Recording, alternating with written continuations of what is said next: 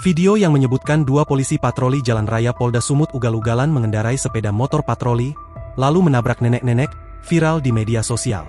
Peristiwa tersebut terjadi di Jalan SM Raja, tepatnya di depan RS Mitra Medica, Kamis, 17 Juli 2025. Dilihat dari akun Instagram Fitgramindo, tampak dua motor PJR polisi Polda Sumut tergeletak di jalan. Lalu, tampak polisi yang terlihat duduk di jalan. Kondisi tampak ramai, warga mengerumuni seorang nenek yang tergeletak bersimbah darah, diduga ditabrak polisi yang duduk di aspal tersebut. Perekam video lalu menyebut kalau sang nenek ditabrak sepeda motor polisi PJR yang ugal-ugalan. Warga sekitar, Budiman, mengatakan saat kejadian kedua polisi yang menaiki motor PJR tidak membunyikan sirene. Mereka juga tampak mendahului kendaraan di depannya dengan tidak hati-hati sehingga saat korban bernama Rodiah, 70, melintas, keduanya tidak bisa menghindari kecelakaan. Budiman mengatakan, motor PJR yang berada di depan menabrak korban.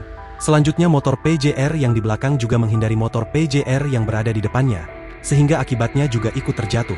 Menurut Budiman, bila mereka tidak ugal-ugalan, tentu insiden ini tidak perlu terjadi. Pasca kejadian itu, Rodiah langsung dibawa ke Rumah Sakit Mitra Medica untuk perawatan lebih lanjut. Budiman berharap korban segera sembuh. Terpisah, Kabid Humas Polda Sumut Kombes Pol Ferry Walintukan membenarkan peristiwa tabrakan tersebut. Kejadiannya sekitar pukul 10.15 waktu Indonesia Barat.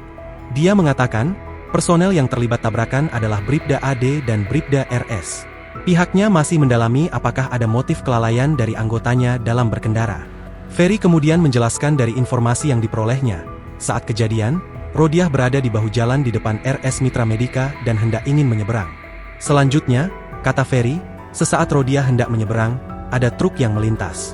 Di belakang truk itu, ada Bribda AD dan RS yang tengah mengendarai sepeda motor patrolinya.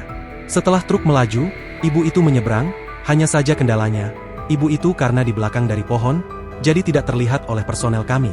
Tahu-tahu ibu itu, informasinya dia berlari menyeberang, jadi ibu keluar dari pohon setelah truk itu melaju, jadi dia ada di belakang mobil itu, ungkap Ferry.